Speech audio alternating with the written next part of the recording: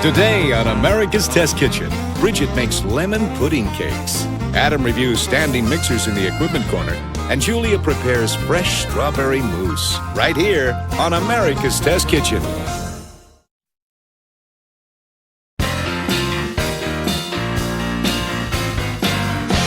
Some of our earliest desserts in America were, of course, puddings, because we got them from the English. That's right. And they were pretty nasty. They were flour puddings, they were dense and heavy, and then bread puddings came along, which were a little bit lighter. By the 1800s, egg whites started to be used as a leavener in cakes. That was good news. And lemon as a flavoring also came around. So by 1900, the lemon pudding cake was born. Now, this is a one-batter cake, and during baking, the egg whites with some of the flour rise to the top. The pudding goes to the bottom, so you get a two-layer cake with one batter, and that's the magic. But when done badly, it's a great dessert for 5-year-olds. Yes. When done well, it actually can be fairly refined and sophisticated. I mean, there are such big problems for such a tiny little cake. Oftentimes there's too much cake and just a little bit of pudding. Or it comes down to a matter of texture. If the cake on top is underbaked, it's too similar in texture to the pudding. Conversely, if you overbake the cake on top, it's really rubbery, and you get curdled scrambled eggs underneath. And then finally, they're not foolproof. You mentioned that we use whipped egg whites to beat into the batter, and that is the leavener. Well, sometimes it rises, and sometimes it doesn't. So Do you ever just give up on a recipe at the beginning? It just sounds like there are too many hurdles for this. a lot of hurdles, but you'll see how easy this comes together and how foolproof it is. Now, in here I have a cup of whole milk. You don't want to use skim milk, and you don't want to use 1% because it'll make for a more rubbery cake and too thin of a custard or pudding. So this is a cup of whole milk and a half a cup of heavy cream. And we brought this up to the simmer, just over medium-high heat. All right, so now I'm going to take it off heat, and we're going to use this to extract some really good lemon flavor. This is 3 tablespoons of lemon zest, grated lemon zest. We want real lemon flavor in here. And you know, most cakes will only use lemon juice. That's very acidic, but it doesn't have all these flavor compounds found in lemon zest. Next time I have 20 or 30 lemons sitting around, I'll take 3 tablespoons of zest off. That's a lot of lemons. Well, we are going to let this steep for 15 minutes under the lid. Some of the compounds in lemon zest are fat soluble, some are water soluble. So the combination here inside the pot is going to draw out the maximum amount of flavor. Now we're going to mix together our dry ingredients, starting with sugar. This is 3/4 cup of sugar, and we've got 1/4 cup of flour. That's a huge departure from a lot of recipes that use a half a cup of flour. Basically, the amount of flour that you have in the cake will determine the amount of cake versus pudding underneath. A little bit of salt just to balance the flavors. This is 1/8 of a teaspoon. And now I mentioned before that we want a foolproof cake. Again, we are going to use some whipped egg whites to lighten the cake, but we want it to come out nice and high every single time. So what we're going to use is 1/2 teaspoon of baking powder is going to help with lift. Plus, it's going to help to make this really acidic batter a little bit more alkali, and it'll get some more browning in the oven. You know what I've noticed? Every time you say the word foolproof, you look deeply into my eyes. I wonder why. Is there a clue here? Should I be worried? All right, Chris, next step, we can take our steeped lemon mixture. Again, it's steeped for 15 minutes. Take a whiff of that. Come on, come on. Yeah, some serious... Major zest and major lemon. That's right, serious aroma and also flavor. And I really want to press on those lemon solids in there to extract as much of that flavor as I possibly can. All right, so let's continue to work with the flour mixture. We're going to add 2 egg yolks along with 1/2 teaspoon of vanilla extract. It's not so much that it's going to mask that lemon flavor. And then 1/2 cup of lemon juice. So we've got 3 tablespoons of zest, 1/2 cup of juice. So I'll whisk all this together, and then I'll add in that lemon milk mixture. Yum. I'm going to switch places with you, and finally we're going to get to the egg whites. Now, in addition to the 2 egg whites that we separated from the 2 egg yolks, we added 2 additional egg whites. And I'm going to start this on medium-low. I'm going to get them a little bit foamy. So about a minute on medium-low. All right, Chris, we can see that the egg whites are broken up. They're just starting to get a little foamy, so we can start being more aggressive with them. Now, we don't want really stiff egg whites. That's because the cake itself will be too rubbery. So I'm going to crank up the speed to medium-high. We're going to let this go for another minute or so. I want to keep an eye on it, though. All right, so we can see that there's some nice soft peaks in there. So I'm going to go ahead and turn this back up to medium-high. We'll continue to beat it, and as I do, I'm going to gradually add 1/4 cup of sugar. Oh, that looks like marshmallow cream. So good, but these are really soft, and you can see that the sugar kept them very nice and moist. Without the sugar, you'd end up overbeating the whites quickly, too. That's right. They would start to separate. All right.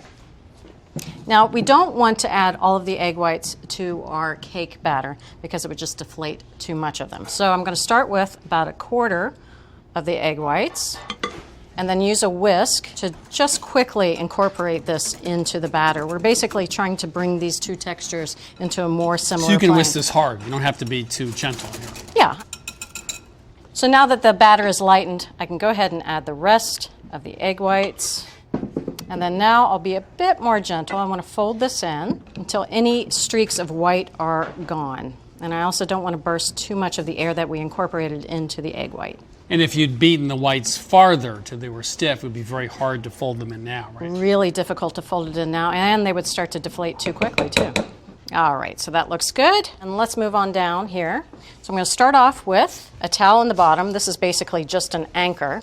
And then I'll go ahead and put 6-ounce ramekins right in there. So now I can start ladling in our cake batter. Oh, this looks so good. It's almost a shame to bake it, but I'm going to. Now, these should go up just about to the top. All right, so now we want to add water to the pan, but we're not going to use boiling water. Instead, we're using cold out of the tap water. And we only want it to go up about a third up the sides of the ramekin, so not quite halfway. Now, that amount of water is perfect because that's the amount of pudding that we want in the bottom of the dish. So what is underneath the water is going to stay nice and insulated. It's going to slow down the cooking. We're going to get really nice, creamy pudding under there. So this is going to go into a 325-degree oven for about 50 to 55 minutes until they start to look a little colored around the edges, and the center of the custard at the bottom of the pudding should be about 172. Oh. Aren't they pretty? Now they're nice and lightly browned, but we do need to let them cool off. I know, it's so hard. 15 years you've been telling me, let them wait. We've got to let these cool down in the water bath for about 10 minutes, and then after that I'm going to take them out, let them cool completely on the rack. Lemon pudding cakes are ready to eat, so you want to pick your... That one. There you go. All right, a little dusting of powdered sugar. Oh, yeah. Ooh, this feels much different. Ooh. Yes. It's very creamy in the bottom. The cake layer itself, take a look at that. That is light and airy. But there's also good pudding here. Here As we in, go. that's why it's called lemon pudding cake. So for the world's best lemon pudding cake, he said with due modesty, we started by steeping 3 tablespoons of lemon zest in milk and cream for good flavor. We actually used, with the egg whites, a fair amount of sugar. We whipped them, but not to stiff peaks. And we only used a 1/4 cup of flour instead of 1/2 cup to get a lot more pudding. Everything was baked in a water bath with the water only coming up a third of the way, and it was cold water to boot. So there you have it. From America's Test Kitchen to your kitchen, an all-new recipe for one of my favorites, lemon pudding cake. It's excellent.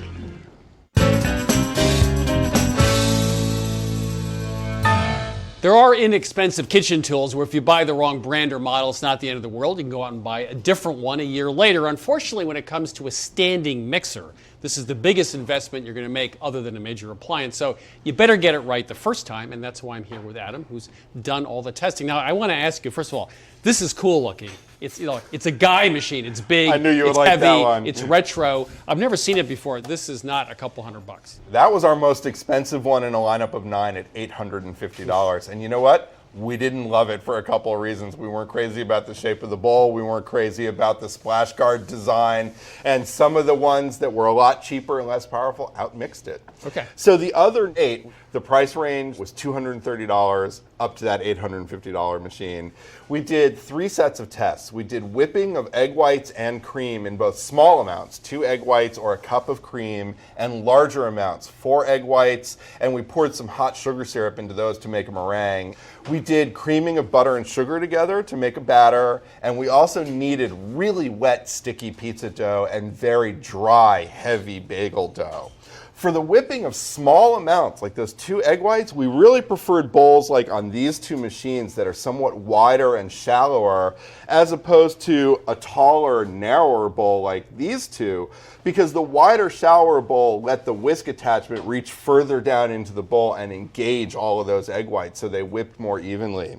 We also like well-designed whisk attachments for that. The champ of all of our whisks was this one right here. This comes from this KitchenAid machine. It's got 22 tines. The one with the fewest tines in our test had just 10, so that's a huge difference. Also, these have that angle right there, which really gives them a lateral reach inside of the bowl. They can get to the edges and engage everything. We moved on then to the creaming tests, and that same principle of the relationship between the attachment, in this case it was the paddle, and the inside of the bowl was at play there. You want a tight tolerance. This one in front of you right here by Breville had a paddle that has silicone edges, scrapers, bowl scrapers that scrape the inside of the bowl and really move that butter sugar mixture back towards the center where it can get incorporated. A similar thing is available on the KitchenAids, but we only tested the attachments that came with them. You have to pay a little extra for the scraper paddle on the KitchenAids. Then we moved into the kneading test, that wet pizza dough and that dry bagel dough, and that taught us a lot about the power ratings. Power is not the entire story. Horsepower is the measure of power that comes out of the engine through the mixing arm. But we talked to a lot of industry people, we talked to mechanical engineers, and found out that torque is also very important. And torque is the rotational force. And that's important because as you knead dough, you develop gluten, it becomes stiffer, and it gives some resistance to that mixing action. It increases what's called the load on the motor. And you need enough torque, enough rotational force to keep the mixing speed constant and definitely make sure that it doesn't slow down, because that could overheat the engine. In one of our models, it actually overheated the engine to the point where it got to be 100 degrees on top of the engine compartment, and it could potentially burn out the engine. We didn't experience that, but it's a possibility. So this is like downshifting a manual transmission car if you're going uphill to get more That's torque. exactly right, Okay. exactly. Now, we did do an abuse test with these doughs and kneading. We did 10 sequential batches of that pizza dough with a 30-minute rest in between, followed by 10 batches of bagel dough with a 30-minute rest in between. And some of them didn't make it. These 2 by KitchenAid are both really torquey machines, and they pretty much did a great job on our abuse test. This one is the winning machine that had no problem whatsoever. This one is a Best Buy, and the engine was fine. It powered right through all of those doughs. The latch on the tilt head failed after the 6th bagel dough, so we had to hold it down. But that was really our only complaint with it. So the overall winner is this machine here. This is the KitchenAid Pro Line 7-quart bowl lift mixer. We liked it for a couple of reasons. It's torquey, it's got a well-designed splash guard, it's got this big beefy handle on the front of the bowl, so it's easy to pick up and manipulate and hold upside down if you need to scrape out cake batter into a pan. It's not cheap. It's $550. If you don't want to spend that much money, this model, the KitchenAid Classic Plus 4.5 quart, is our best buy. This is the one we actually stocked the test kitchen with, and it's just $230. So the good news is that Adam did find a winner. The bad news, it's $550 is the KitchenAid Pro Line 7-quart. For less than half that amount, however, you can buy the Classic, which is 4.5 quart, at $230. Hey, let's talk. I'm sick and tired of being a chocolate understudy. Instead of chocolate milk, it's strawberry quick. Instead of chocolate cake, it's an insipid strawberry cake. And when it comes to chocolate mousse, which everyone loves, try